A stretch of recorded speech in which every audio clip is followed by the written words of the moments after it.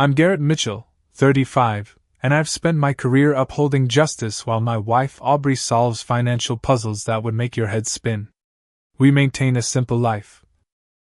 Despite my brother Mason and his wife Patricia's constant reminders of our average existence. That monthly dinner at their mansion? Pure torture. But this particular evening, I hoped things would be different. I had no idea Patricia's usual mockery would spiral into the most vindicating moment of our marriage. Before I dive into this wild story, let me know where you're watching from in the comments, and hit that like and subscribe button to join our community of everyday heroes fighting for what's right.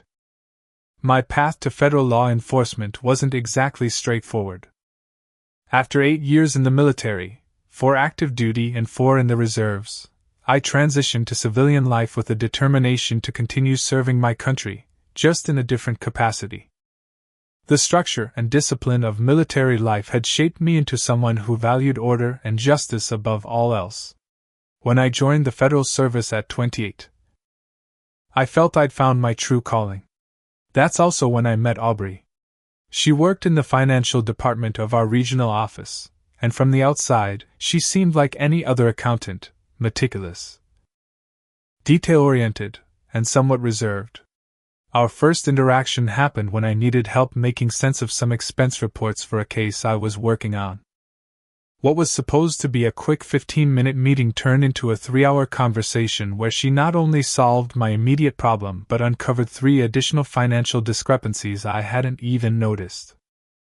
Numbers tell stories if you know how to listen, she told me that day, her eyes lighting up in a way that made my heart skip a beat. 3 months later, we were dating. A year after that, we were married in a simple ceremony that reflected our shared values: authentic, unpretentious, and focused on substance over style. My relationship with my older brother Mason had always been complicated. Growing up, he was the golden child, charismatic, ambitious, and naturally gifted at almost everything he attempted. I was the quieter, more contemplative sibling who took longer to find my way. Our parents, though loving, never quite figured out how to nurture our different personalities without creating an unspoken competition between us. Mason went straight from college into the business world, climbing corporate ladders with remarkable speed. By 30, he had started his own company that specialized in corporate acquisitions and financial restructuring. The business grew rapidly, and soon Mason was living the life he'd always dreamed of: luxury cars, an estate in the most exclusive neighborhood in town, and the social status he'd always craved. When he met Patricia at a charity gala 7 years ago, it seemed like the perfect match. She came from old money, had the social connections he desired, and shared his appreciation for the finer things in life. Their wedding was featured in regional magazines, and their home became a showcase of their shared success. From the moment Patricia entered our family, she made it clear that she found Aubrey and me disappointing. She couldn't understand why someone related to Mason would choose a government salary over private sector wealth, or why Aubrey would waste her talents on government accounting when she could be making 6 figures in corporate finance. "You two just lack ambition," she once said during a family holiday gathering, champagne flute dangling from her manicured fingers. "It's almost admirable, your commitment to mediocrity."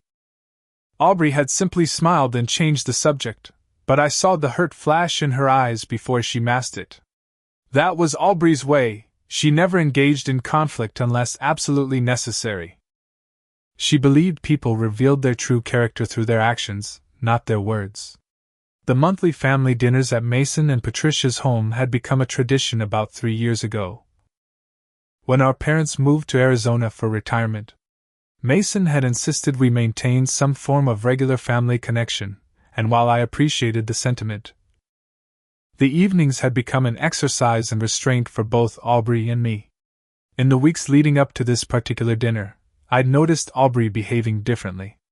She was working later than usual, taking phone calls in our home office with the door closed, and seemed preoccupied with something she wouldn't discuss.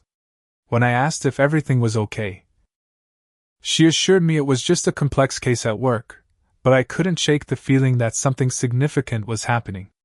The morning of the dinner, Aubrey seemed unusually calm. Typically, she'd exhibit small signs of stress before these gatherings, checking her outfit multiple times, practicing small talk topics, preparing mental shields against Patricia's inevitable jabs. "You seem different today," I remarked as we had breakfast. She took a sip of her coffee and gave me a smile that didn't quite reach her eyes. "Just trying a new approach. Maybe if I stop caring about Patricia's opinion, she'll lose interest in trying to make me feel small." I reached across the table and squeezed her hand.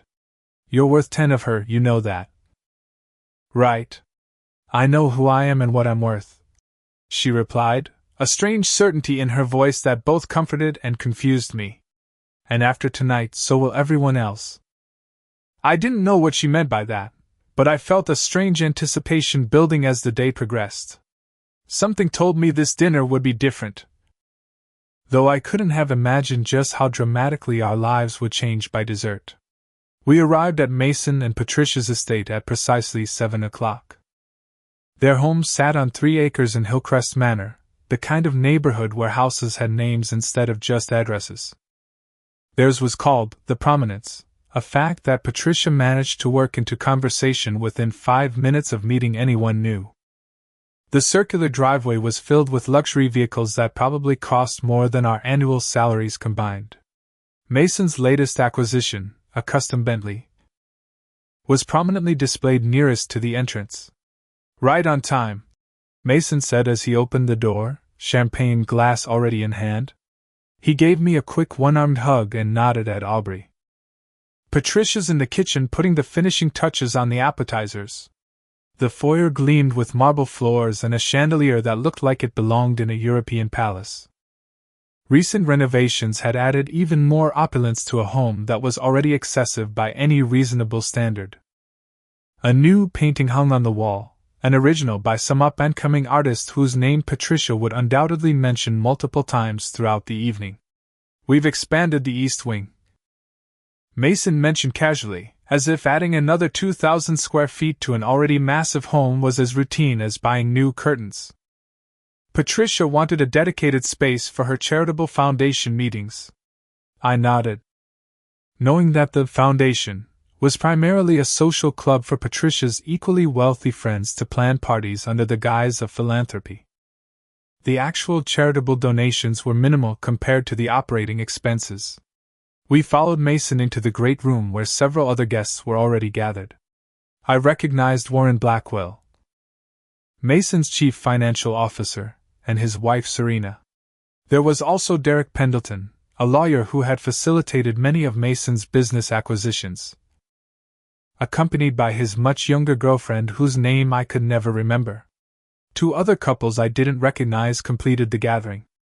"Garrett, Aubrey, so glad you could make it." Patricia emerged from the kitchen, wearing an outfit that probably cost more than our monthly mortgage payment. She air-kissed my cheek and gave Aubrey a quick once-over. "Aubrey, that's a practical outfit. I suppose that's appropriate for government work, isn't it?" Aubrey was wearing a simple but elegant black dress that looked perfectly appropriate for a dinner party. "Thank you, Patricia. I find that quality basics never go out of style." Patricia's smile tightened almost imperceptibly. "Well, we can't all afford to update our wardrobes seasonally. Mason, darling, have you offered them drinks?" As Mason guided us to the bar setup, I noticed Aubrey scanning the room with an unusual intensity. Her eyes lingered on Warren Blackwell for a moment longer than casual observation would warrant. "So, little brother, how's life fighting crime?" Mason handed me a whiskey neat. At least he remembered what I drink. "Can't complain. How's the business world treating you?" Mason's face lit up with the enthusiasm he always showed when discussing his latest conquests. "Absolutely fantastic.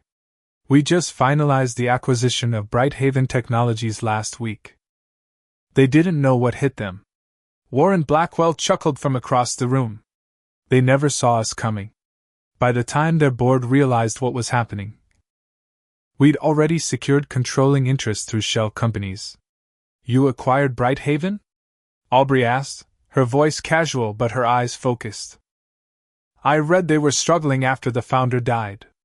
Exactly, Mason said, clearly pleased that Aubrey was showing interest in his business. They were ripe for picking.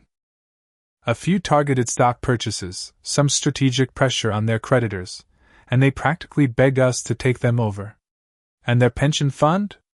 Aubrey asked, taking a small sip of her white wine. Mason exchanged a quick glance with Warren. Restructured. Business necessities. Restructured meaning eliminated, Warren added with a smirk. Saved us about $30 million. Those commitments were strangling their potential. I felt a familiar discomfort rise in my chest. This was why I had chosen public service over the private sector. The casual disregard for how business decisions affected real people's lives always bothered me. $30 million in savings translated to hundreds of employees losing their retirement security. Patricia guided everyone to the dining room, where the table was set with china that probably cost more than my first car. She ensured Aubrey and I were seated directly across from her and Mason, prime position for her usual subtle digs. Aubrey, I've been meaning to ask. Patricia began as the first course was served by their private chef. Didn't you graduate from State University? I was just telling my friend Caroline about you. And she was surprised to hear that State had an accounting program. She thought it was more of a community college that had grown too big. I felt Aubrey tense beside me, but her voice remained steady. State's accounting program is actually ranked in the top 20 nationally. My advanced certification in forensic accounting is from Georgetown. Patricia waved her hand dismissively. Oh, certifications. So many of those these days, aren't there? Hard to keep track of what's prestigious and what's just a weekend course. Before I could jump to Aubrey's defense, her phone vibrated. She glanced at it and excused herself. I'm sorry, I need to take this work call. As she stepped away, Patricia raised an eyebrow. Work calls during dinner? How important government accounting must be on a Friday night. I bit my tongue, reminding myself that engaging would only make things worse. Mason quickly steered the conversation to his recent golfing trip to Pebble Beach, and the moment passed. But as I watched Aubrey through the doorway, her expression serious as she spoke quietly into her phone, I couldn't shake the feeling that something significant was unfolding. She caught my eye and gave me a small nod that I couldn't quite interpret. Whatever was happening, I sensed we'd crossed some invisible threshold, and there would be no going back. When Aubrey returned to the table, the conversation had shifted to business regulations, with Mason and his associates lamenting the overreach of government oversight. These regulators act like they understand business, but they've never had to meet a payroll or satisfy shareholders, Derek Pendleton complained, swirling his expensive bourbon. They create these arbitrary rules without any concept of market realities. Warren nodded enthusiastically. The real skill is finding the gray areas they haven't thought to regulate yet. That's where the opportunity lies. And that's where Warren earns his considerable salary. Mason added with a laugh. Finding those loopholes before anyone else does. I'm not even sure where exactly they live. We've hosted Thanksgiving twice. I corrected, my voice tight. And we live in Arlington Heights. You've commented on the quaintness of our neighborhood several times. Have I? Patricia feigned confusion. Well, I suppose some details about more modest lifestyles don't stick in my memory. Aubrey placed her hand on my knee under the table, a gentle pressure suggesting I should let it go. This was our usual dynamic. Patricia would push, I would begin to respond. And Aubrey would silently urge restraint. But tonight something felt different. Aubrey's calm seemed less about avoiding conflict and more about waiting for something. Patricia, Aubrey said with unexpected directness, have you and Mason finalized the details for your Cayman Islands trip next month? I remember you mentioned setting up some meetings there. Patricia looked momentarily startled by the question. Yes, we have. Though I don't recall discussing that with you. Mason mentioned it at the last dinner, Aubrey said smoothly. Banking connections, wasn't it? Mason and Warren exchanged a quick glance. Just some routine financial management, Mason said. Nothing exciting. Banking in the Caymans is always a bit more than routine, Aubrey remarked, taking a sip of her wine. An uncomfortable silence fell over the table. I looked at Aubrey with growing confusion. This wasn't her usual approach, and I couldn't understand why she was suddenly probing into Mason's financial affairs. Patricia recovered quickly. Well, not all of us can be satisfied with a government pension and a Cape Cod in the suburbs. Some of us have more complex financial needs. As dinner progressed, Patricia's comments grew more pointed, especially when she noticed Aubrey's unusual interest in business matters that she normally avoided. I'm surprised you're so interested in corporate acquisitions tonight, Aubrey, Patricia said as the main course was served. Usually you seem to tune out when the grown-ups discuss business. I felt my temper rising. Patricia. It's fine, Garrett, Aubrey cut in. Patricia's right. I don't usually participate in these discussions, but I've been expanding my professional focus lately. Oh? Patricia's eyebrow arched.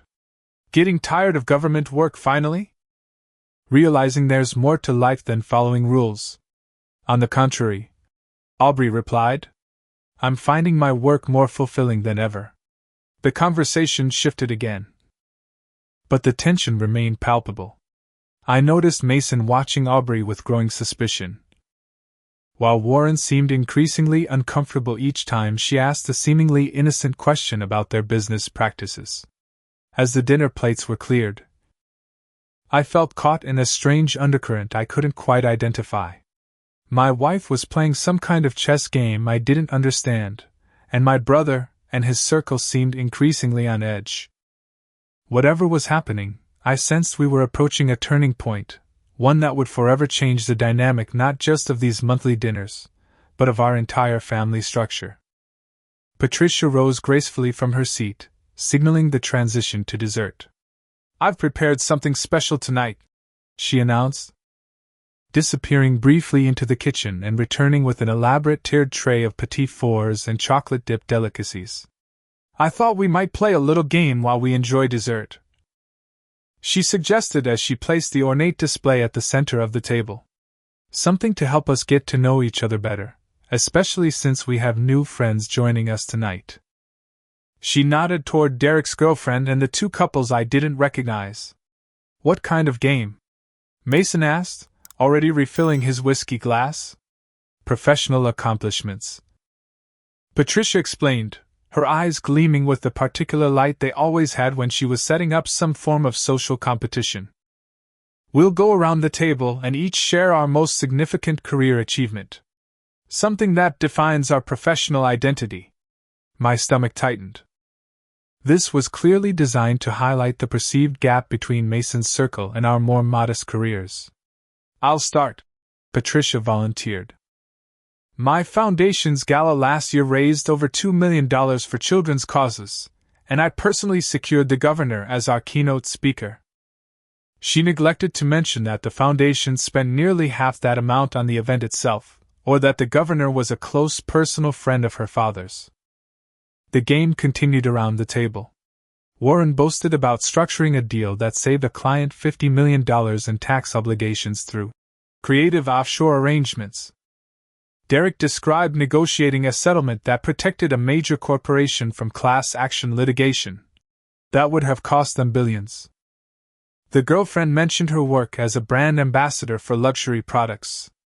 As the spotlight moved inexorably toward Aubrey, I watched Patricia's anticipation grow.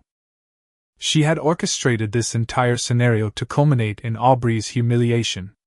Aubrey, Patricia finally said, her voice dripping with false sweetness. Your turn. What's your greatest professional achievement?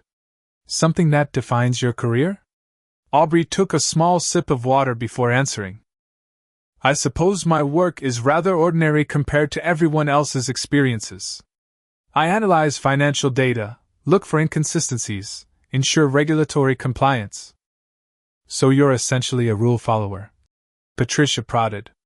Making sure everyone stays inside the lines. Yes, that's one way to put it. And your greatest achievement within that framework? Patricia pressed. Aubrey seemed to consider the question carefully. I'm proud of the cases I've completed successfully, but I can't really discuss specifics. Patricia let out a theatrical sigh. Oh, come now, Aubrey. We're all family and friends here. Surely you can share something. Unless there's nothing particularly noteworthy to share? I started to interject. But Aubrey placed her hand on mine, silently asking me to wait. The nature of my work requires discretion, she said simply. Patricia turned to the table with a triumphant smile. Well, there you have it, everyone. While the rest of us are closing multi-million-dollar deals and hosting governors, my sister-in-law is. She paused for effect. Just a simple accountant. Counting government paperclips and making sure everyone fills out Form 27B6 correctly. A ripple of uncomfortable laughter moved around the table. Mason had the decency to look slightly embarrassed, but did nothing to stop his wife's mockery. I felt a familiar burn of anger rising in my chest. This had gone beyond the usual subtle digs into outright cruelty. But before I could say anything, I noticed something unexpected. Aubrey was smiling. Not the tight, polite smile she usually wore during these dinners, but a genuine smile that contained something that looked almost like anticipation? The doorbell rang, cutting through the awkward moment. Who on earth could that be?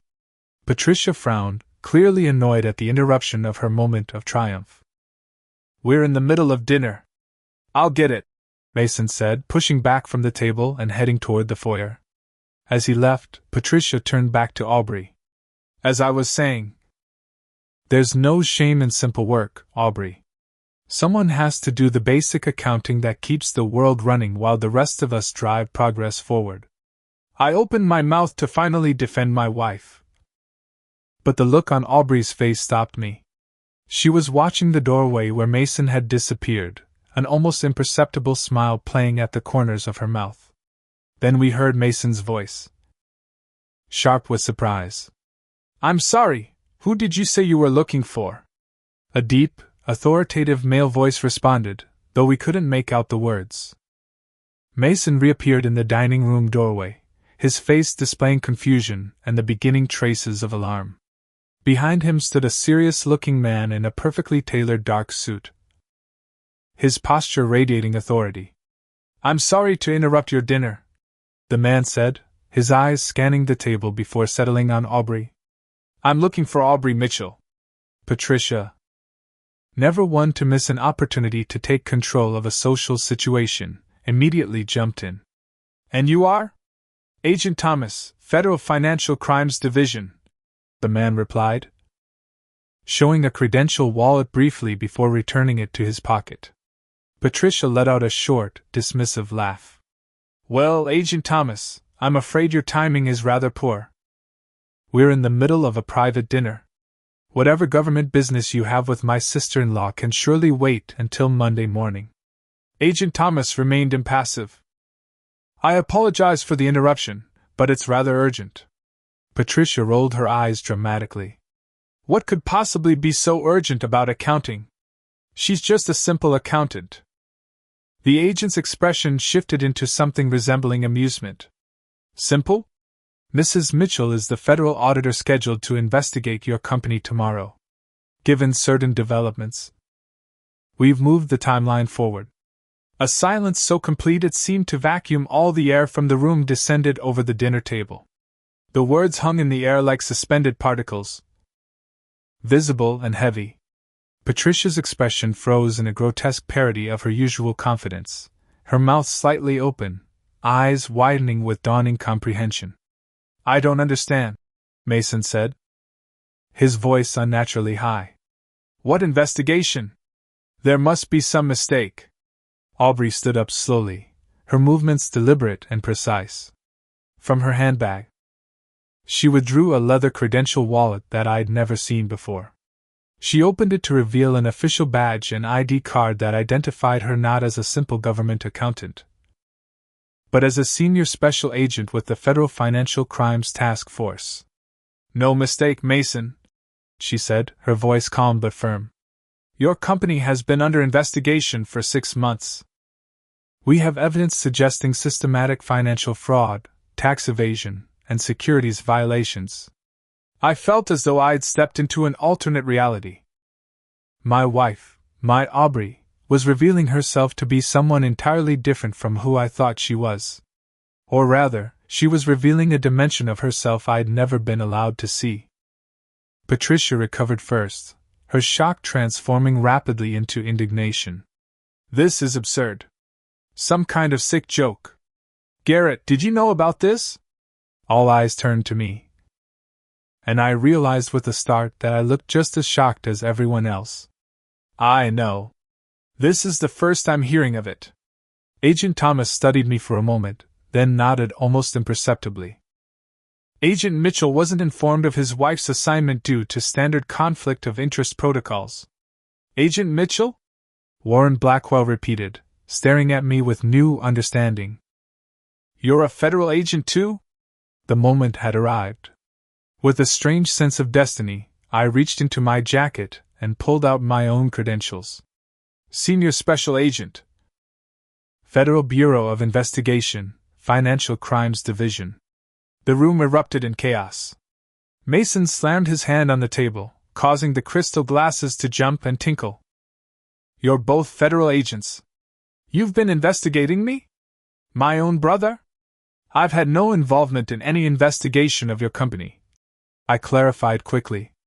As Agent Thomas said, I was kept out of the loop specifically because of our relationship. Patricia had gone from red-faced anger to a sickly pallor in seconds. This is entrapment. You've been coming to our home, pretending to be family, all while plotting against us? No one has been plotting against you, Aubrey replied calmly. I was assigned to this case because the evidence of financial crimes at Mitchell Acquisitions came to our attention through routine monitoring. The fact that the company belongs to my brother-in-law is coincidental. Coincidental? Mason spat the word. You expect me to believe that? Warren Blackwell had gone completely still, his eyes darting between Mason and the door, as if calculating his chances of escape. Derek Pendleton, the lawyer, had already pulled out his phone and appeared to be texting rapidly under the table. Mr. Pendleton, Agent Thomas said without looking in his direction, I'd advise you to stop communicating with outside parties at this time. Any attempt to destroy or conceal evidence will result in additional charges. Derek slowly placed his phone on the table, his usual confidence evaporated. I don't understand, Mason said, looking at me with a mixture of betrayal and confusion. Even if you weren't directly involved, you must have known something. We're brothers. The hurt in his voice struck me deeply. Despite our differences, despite the competitive dynamic that had defined our relationship since childhood, he was still my brother. And in this moment, he felt betrayed by me. Mason, I swear to you, I had no idea Aubrey was investigating your company. We're required to maintain strict confidentiality about our cases, even from spouses. I turned to Aubrey, my own feelings of betrayal rising to the surface. You've been investigating my brother for 6 months and never said a word to me? Aubrey's professional demeanor softened slightly as she met my eyes. I couldn't tell you, Garrett. You know that. It would have compromised the entire investigation and put you in an impossible position. And what position am I in now? I asked, my voice barely above a whisper. Before she could answer, Agent Thomas stepped forward. Mr. Mitchell, we have a warrant to search these premises and to begin securing documents related to your company's financial activities. Additional agents are outside waiting for my signal. As if to punctuate his statement, several dark SUVs pulled into the circular driveway, visible through the dining room's floor-to-ceiling windows. Patricia, who had been uncharacteristically silent for the past minute, suddenly found her voice. This is ridiculous. You can't just barge into our home during a dinner party and start rifling through our things. We have rights. Yes, you do, Aubrey agreed. All of which are respected in the warrant that Agent Thomas is holding. You're welcome to call your attorney, but I assure you, everything happening right now is within the bounds of federal law. The other dinner guests had begun to gather their belongings, clearly eager to distance themselves from whatever was unfolding. Please remain seated, Agent Thomas instructed them. We'll need to take preliminary statements from everyone present before you leave. Mason's face had drained of all color. He looked at me, then at Aubrey, then back to me. Garrett, you have to believe me. Whatever they think I've done, it's not what it seems. Business is complex. There are gray areas. I wanted to believe him. Part of me desperately wanted this to be a misunderstanding, an overzealous investigation based on circumstantial evidence. But another part of me, the part that had chosen law enforcement as a career, recognized the look of a man who knew he'd been caught. Mr. Mitchell, Agent Thomas said, I need you to direct me to your home office. We'll begin there. As Mason reluctantly led Agent Thomas from the room, I turned back to Aubrey. Our eyes meeting across the chaos of the disintegrating dinner party. In that moment, we were both strangers to each other, and yet more intimately connected than ever before. The carefully constructed boundaries between our professional and personal lives had just collapsed entirely, and I had no idea what would remain standing when the dust settled. The elegant dining room had transformed into something resembling a federal operations center. Additional agents had entered the house and were now stationed at key points, while others began the methodical process of searching for and cataloging potential evidence. The dinner guests had been moved to the living room where they were giving preliminary statements, their earlier camaraderie replaced by nervous silence and occasional whispered consultations. Patricia sat rigid in a chair near the fireplace, her posture perfect even in crisis, though her complexion remained ashen. She hadn't spoken directly to anyone since the initial shock, but her eyes tracked every movement of the federal agents with burning intensity. I found myself in a surreal limbo, either fully part of the investigation nor simply a bystander. My federal credentials gave me access to observe the proceedings, but my personal connection to the subjects made active participation impossible. So I stood in the doorway between the dining room and the hallway, watching my professional and personal worlds collide with devastating force. Aubrey approached me, her expression a careful blend of professional detachment and personal concern. We should talk, she said quietly. I nodded and followed her to a small sitting room off the main hallway, away from the activity. Once inside, she closed the door and turned to face me. I know you have questions, she began. Questions? I let out a short, incredulous laugh. Aubrey, I don't even know where to begin. You've been living a double life for months. You've been investigating my brother without telling me. You've let me come to these dinners and sit across from him, completely unaware that his world was about to implode. I couldn't tell you, she said, and I could see the genuine regret in her eyes. You know the protocols as well as I do. Spouses are not informed of specific cases, especially when there's a personal connection. This isn't just any personal connection. This is my brother. Which is exactly why I couldn't tell you. Think about it, Garrett. If I had told you, what would you have done? Could you have continued to interact with Mason normally, knowing what was coming? Or would you have felt compelled to warn him, to give him a chance to explain or prepare? I wanted to protest, to insist that I would have maintained professional boundaries, but we both knew that wasn't certain. The conflict of interest would have been untenable. How bad is it? I asked instead, my voice dropping.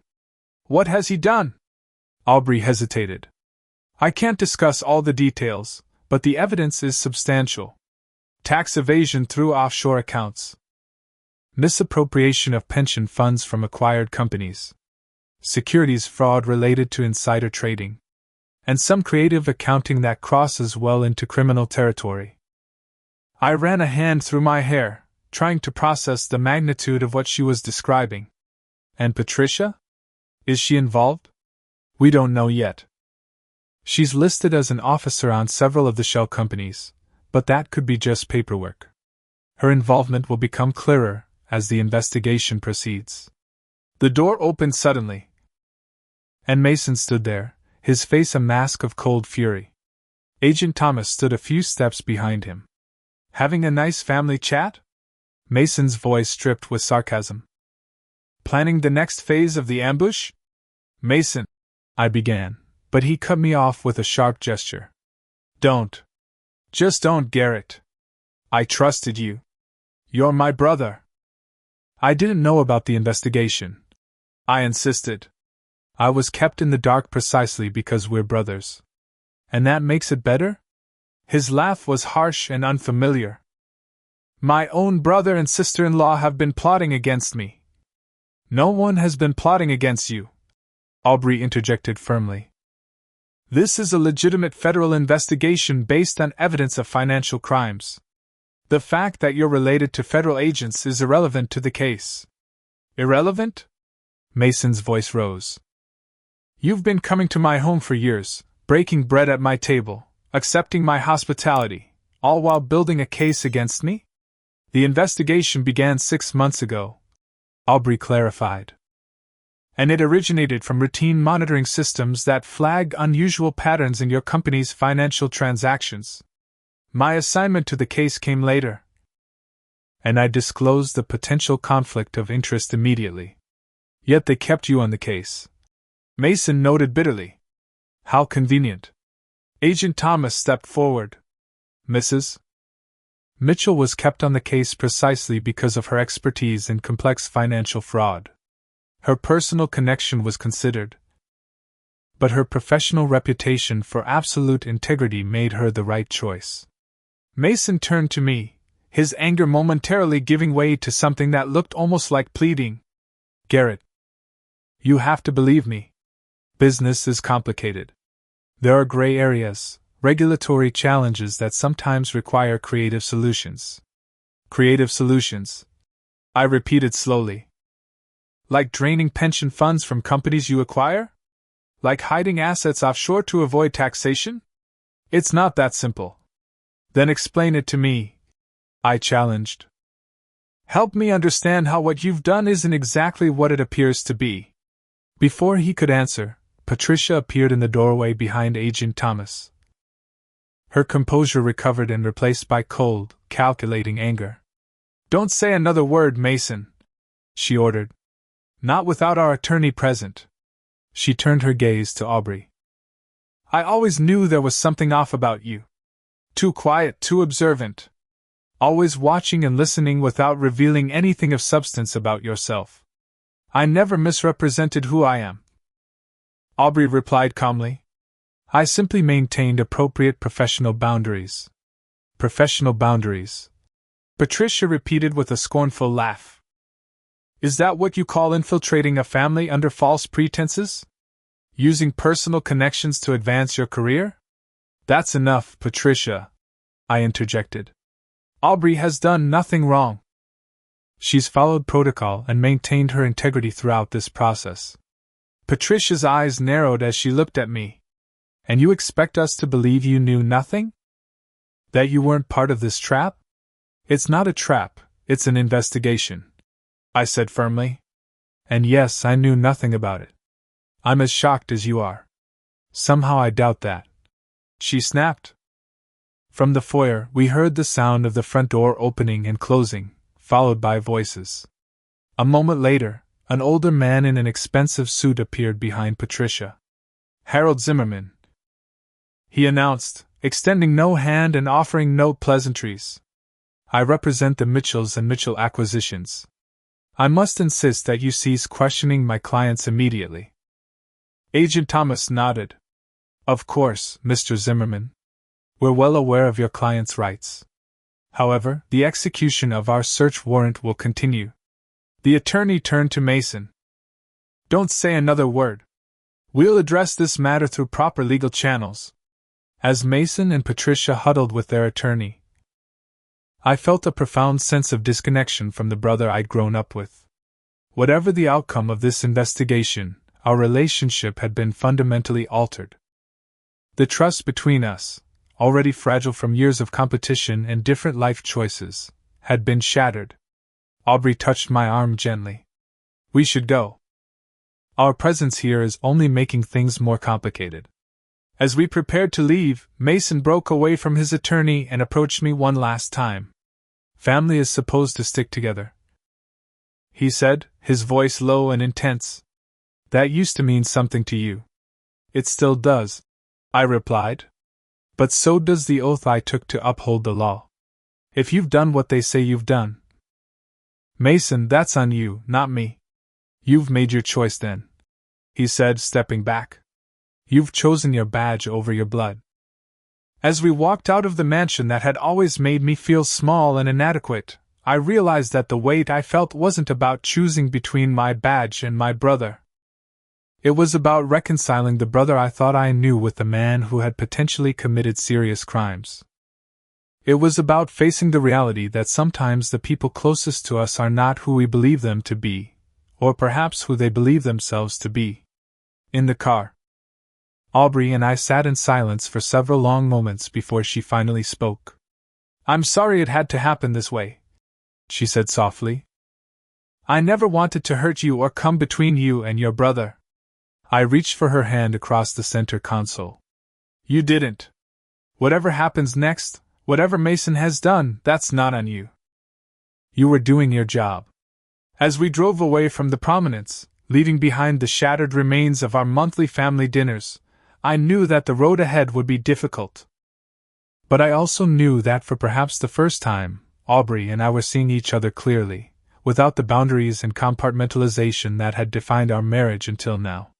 The truth, painful as it was, had finally set us free. The weeks following that fateful dinner unfolded like scenes from someone else's life. Our routine, once predictable and comfortable, had been upended by the collision of our professional and personal worlds. Aubrey and I returned to our modest Cape Cod in Arlington Heights that night and sat in our living room until dawn, talking more honestly than we ever had before. She explained how she'd been assigned to the investigation after initial evidence suggested serious financial irregularities at Mitchell Acquisitions. She described her immediate disclosure of the family connection and the lengthy discussions with her superiors about whether she should be removed from the case. They kept me on because I had expertise in exactly the type of fraud they suspected, she explained, curled up on our couch with a blanket wrapped around her shoulders. And because they believed I could maintain objectivity despite the personal connection. Could you? I asked, not accusingly but genuinely curious. She considered the question carefully. Yes. The evidence was what mattered, not who it implicated. If anything, I was more thorough, more careful to ensure everything was done by the book precisely because of the connection. I nodded, understanding that approach all too well. And all those times Patricia belittled your career. A small, sad smile crossed Aubrey's face. I couldn't defend myself without revealing information I wasn't authorized to share. So I just absorbed it. You could have told me the truth about your position, even if you couldn't discuss the case, I pointed out. She shook her head. My cover at the Financial Crimes Task Force is deep. Only a handful of people know my actual role. The simple accountant identity is part of what makes me effective at what I do. So I've been married to an undercover agent for 5 years, I said, still trying to wrap my mind around this revelation. Not undercover in our marriage, she clarified quickly. Just compartmentalized. Everything between us has been real, Garrett. I just couldn't share certain aspects of my professional life. As the sun rose on that first morning of our new reality, we made a pact to eliminate the unnecessary barriers between us, while respecting the professional boundaries our jobs required. The following days brought a flurry of activity on the legal front. Mason and Patricia hired a team of high-powered attorneys specializing in white-collar crime. The business press caught wind of the investigation, and Mitchell Acquisition stock plummeted. Several of Mason's associates, including Warren Blackwell, began negotiating plea deals in exchange for testimony. 10 days after the dinner, I received a text message from Patricia. "This isn't over. You've destroyed your brother's life for nothing." I didn't respond. The evidence against Mason wasn't nothing, it was substantial and growing more damning by the day. Financial records revealed a pattern of fraudulent activities spanning years, affecting hundreds of employees from acquired companies whose pension funds had been systematically drained. 2 weeks in, my parents called from Arizona, their voices strained with confusion and grief.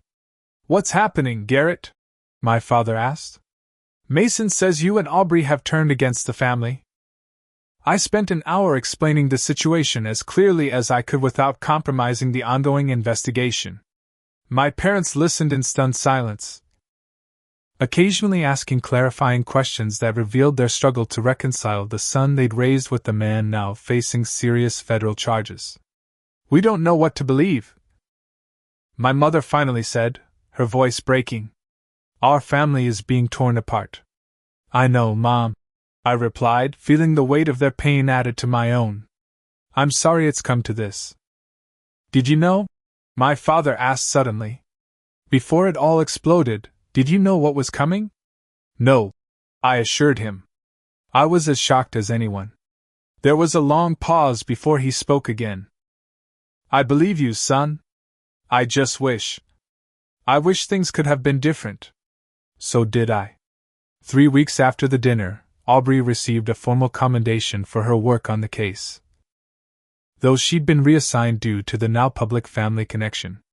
The investigation continued under different leadership, building on the foundation she had established. Around the same time, I received a letter from Mason, not an email or text, but an actual letter written on the expensive stationery he preferred. His handwriting, usually so confident and bold, seemed smaller, more hesitant. "Garrett," he wrote, "I want you to know that despite what's happening, I don't blame you personally. I understand you were kept in the dark about Aubrey's investigation. But I can't help feeling betrayed by the family I trusted. Patricia is taking this especially hard. She feels humiliated and exposed. The social circle she valued so highly has largely abandoned us at the first sign of trouble. The foundation she was so proud of is now tainted by association." He went on to explain, without admitting guilt, that business sometimes required aggressive strategies, and that what looked like fraud to outsiders was simply creative financial management in the competitive world he inhabited. The letter ended with a request that I try to understand his perspective, even if I couldn't condone his actions. I read the letter several times, searching for genuine remorse or self-reflection, but found only justification and self-pity. Mason was sorry he'd been caught, not sorry for what he'd done. A month passed then too. The case against Mason grew stronger, as more of his associates cooperated with the investigation. Patricia attempted to contact us once more, this time through her attorney, suggesting that if Aubrey would speak to the prosecutors on Mason's behalf, they might consider a more lenient approach. We declined. Throughout this period, Aubrey and I were building a new foundation for our relationship, one based on complete honesty and mutual respect for both our personal boundaries and professional responsibilities. We'd both been keeping parts of ourselves hidden, I realized. My resentment of Mason's success and Patricia's condescension had been simmering beneath the surface for years, unacknowledged and unaddressed. I think in some ways I was complicit in their behavior. I admitted to Aubrey one evening as we walked our neighborhood, a new ritual we'd established. I played the role of the less successful brother so well that it became comfortable for everyone, including me. And I played the meek, underestimated wife, she replied thoughtfully. It was professionally useful, but it became a pattern that extended beyond work. So where do we go from here? I asked. She took my hand, something she rarely did in public before. Forward. With honesty. No more hiding parts of ourselves, from each other or from the world. 3 months after the dinner that changed everything, Mason accepted a plea deal. The terms were not made public immediately, but sources close to the case suggested he would serve time in a minimum security facility and forfeit a significant portion of his assets. Mitchell Acquisitions was to be dissolved, its legitimate holdings sold off to pay restitution to the victims of the fraud. Patricia filed for divorce 2 days after the plea deal was announced. My parents decided to sell their Arizona retirement home and move closer to us, a decision that brought me both comfort and anxiety. They would need time to process what had happened, to grieve the family unity that had been lost, and to build a new relationship with the son who remained accessible to them. 6 months after that night, Aubrey and I sat on the back deck of our Cape Cod, watching the sunset and drinking coffee. Our home, once a source of mild embarrassment when compared to Mason's mansion, now felt like a sanctuary, honest, unpretentious, and truly ours. "Do you ever think about what Patricia said that night?" I asked. "About you being just a simple accountant?" Aubrey smiled, a genuine expression that reached her eyes in a way I'd rarely seen before this whole ordeal. "Sometimes. It's ironic, isn't it?" Her biggest misconception about me became the catalyst for her downfall. "Not just hers," I pointed out. "Everyone at that table underestimated you because you allowed them to." "You knew the power of being underestimated." "It's a lesson I learned early," she replied. "People reveal themselves most honestly when they believe they have the upper hand." I thought about Mason. About the brother I'd idolized and resented in equal measure throughout my life. "Do you think he'll ever understand what he did wrong? Not legally, but morally?" Aubrey considered the question carefully, as she did most things. "I don't know. Some people can face their mistakes and grow from them. Others spend their lives constructing elaborate justifications to avoid that reckoning." And Patricia? She lost the social status that defined her self-worth. That's a different kind of prison. We sat in comfortable silence as the last light faded from the sky. So much had changed in 6 months, yet here we were, stronger and more authentic than before. "If you could go back," I asked finally, "would you have done anything differently?" Aubrey turned to me, her eyes clear and direct. "I would have found a way to be more honest with you sooner. Professional boundaries are important, but I let them become walls in our marriage.